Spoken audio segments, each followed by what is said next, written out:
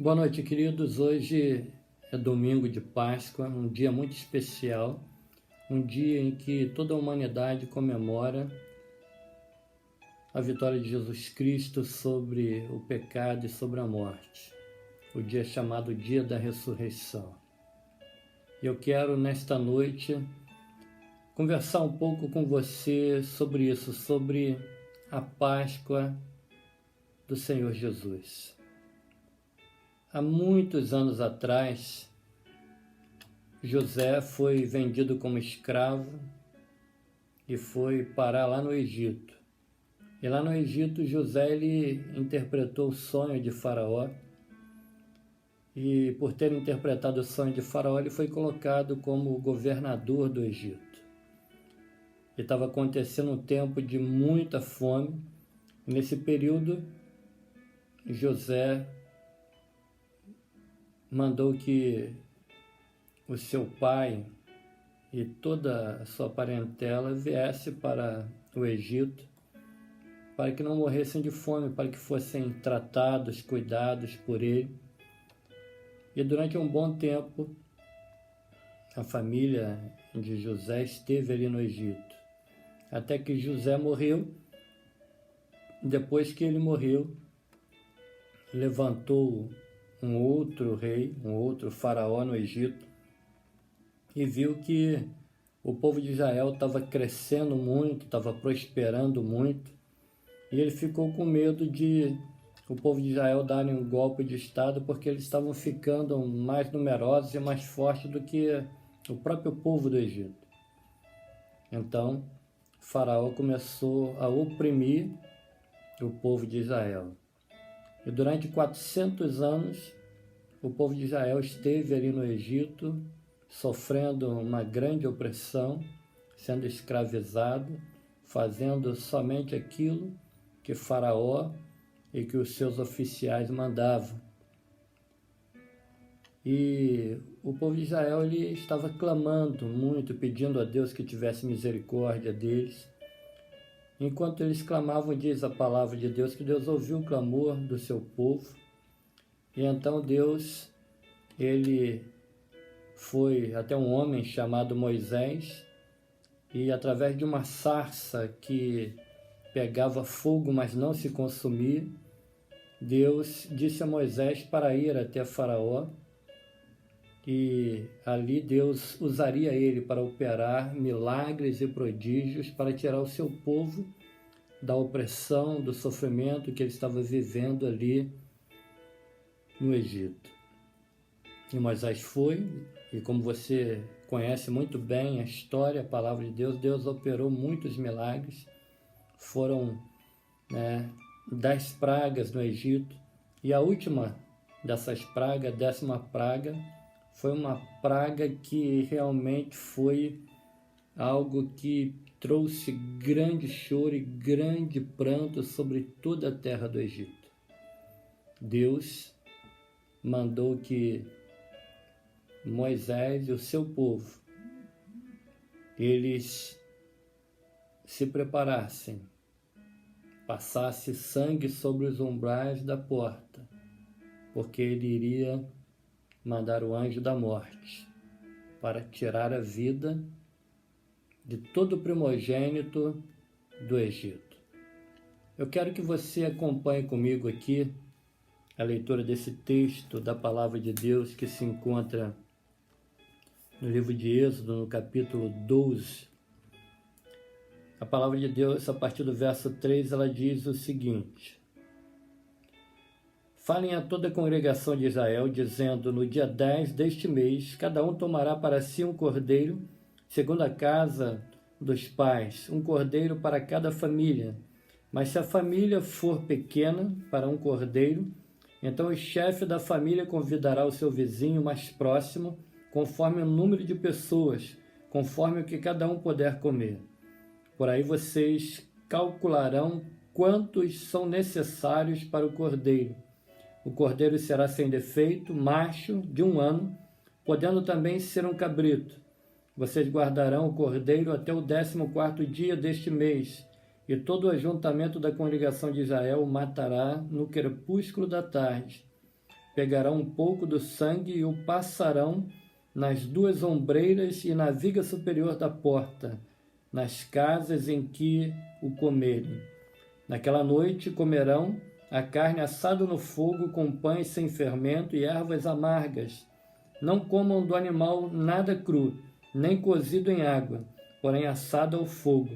A cabeça, as pernas, as vísceras, não deixem nada do cordeiro até pela manhã, o que porém ficar até pela manhã, queimem.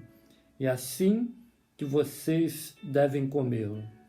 Já prontos para viajar com as sandálias nos pés e o cajado na mão, comam depressa, é a Páscoa do Senhor, porque naquela noite passarei pela terra do Egito e matarei na terra do Egito todos os primogênitos, tanto das pessoas como dos animais, e executarei juízo sobre todos os deuses do Egito. Eu sou o Senhor. O sangue será um sinal para indicar as casas em que vocês se encontram. Quando eu vir o sangue, passarei por vocês e não haverá entre vocês praga destruidora, quando eu ferir a terra do Egito. Queridos, a palavra de Deus é muito clara.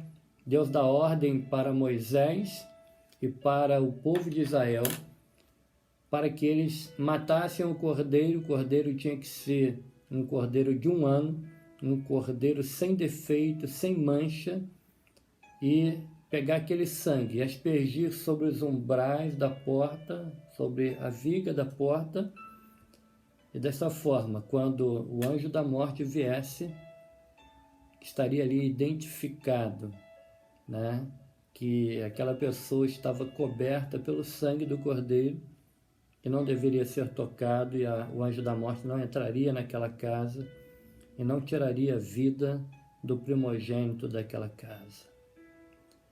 Queridos, uma coisa muito, muito importante que eu aprendo com esse texto da palavra de Deus é que este cordeiro que foi morto naquela época, na época de Moisés, ele estava apenas representando o Cordeiro Imaculado de Deus, que um dia haveria de vir ao mundo e dar a sua vida por nós.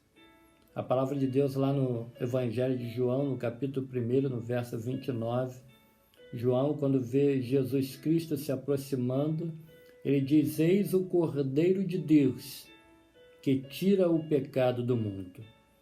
Na realidade, aquele cordeiro lá do tempo de Moisés era apenas uma sombra, um protótipo do Cordeiro Imaculado de Deus que viria e de uma vez por todas entregaria a sua vida e seria sacrificado por mim e por você, para perdoar os meus pecados e também para perdoar os seus pecados.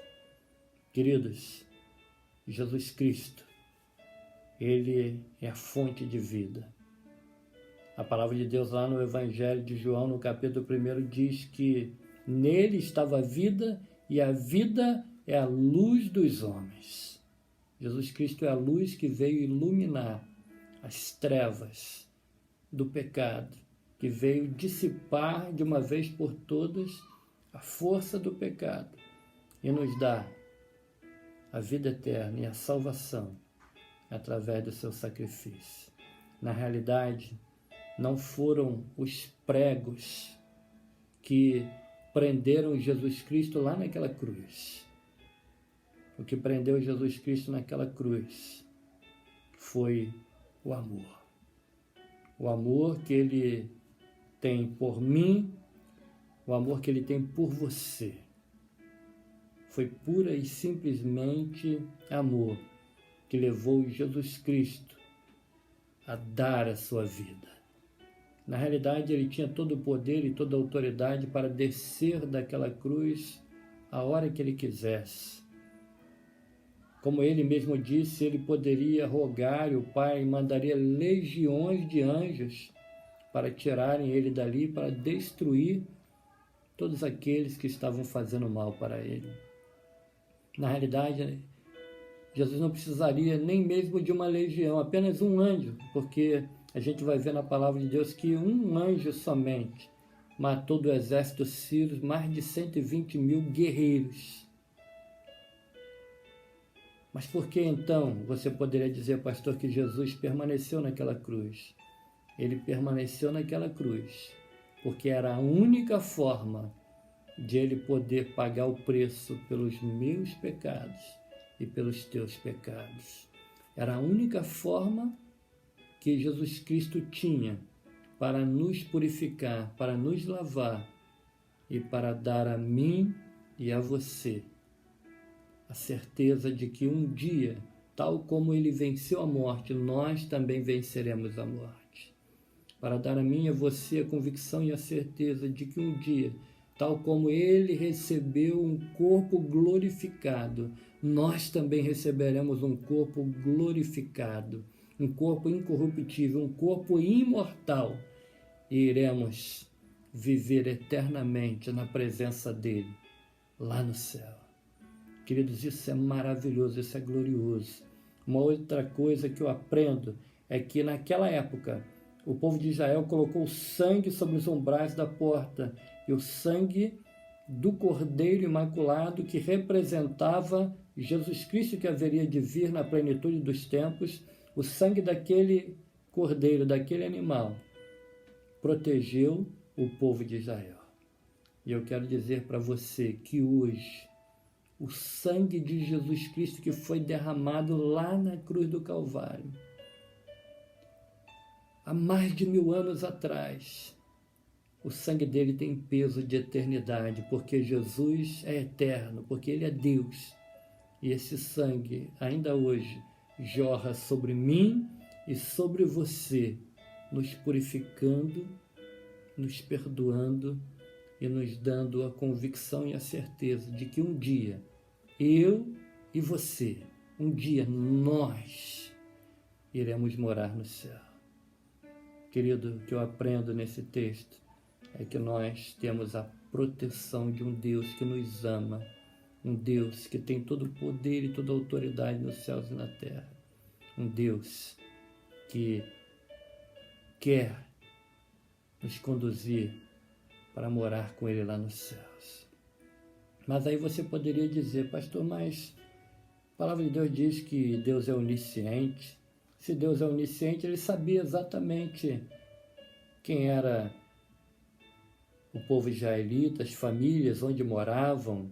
Então não precisava marcar nada, não precisava passar o sangue lá, porque Jesus já sabia de quem era a casa, se era do israelita ou se era dos egípcios. Por que então foi necessário o sangue?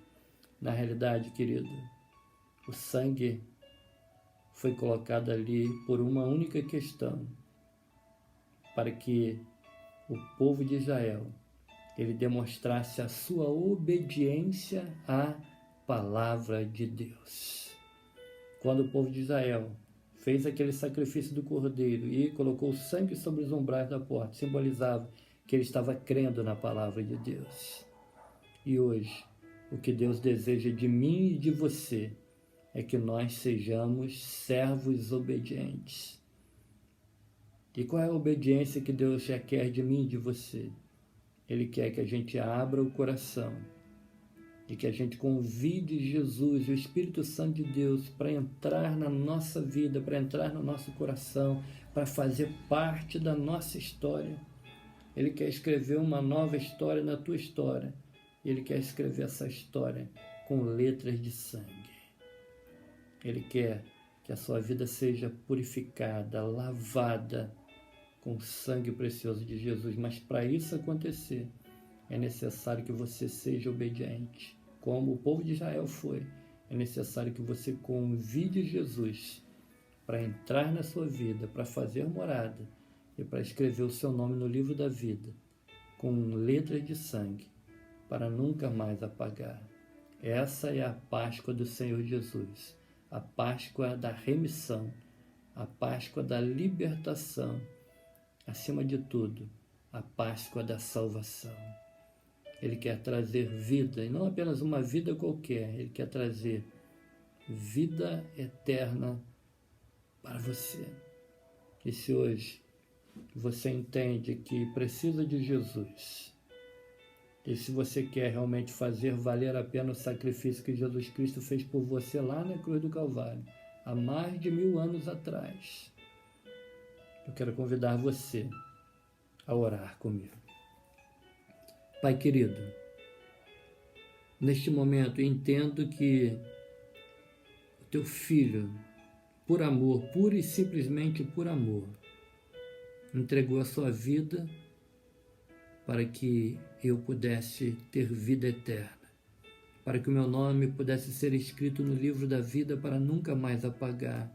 Por isso, Senhor Jesus, neste momento eu abro o meu coração e eu entrego a minha vida a Ti. Eu recebo Jesus como Senhor e como Salvador da minha vida. E eu creio que neste exato momento o meu nome está sendo escrito no livro da vida para nunca mais ser apagado. E eu te louvo, eu te adoro e eu te agradeço por isso. Em nome de Jesus, amém. Querido, uma boa noite para você, que Deus te abençoe e te guarde, que Ele faça resplandecer o seu rosto sobre você e que Ele te dê a paz e uma noite maravilhosa de sono, uma semana abençoadíssima na presença dEle. Um beijo no coração e até o próximo vídeo.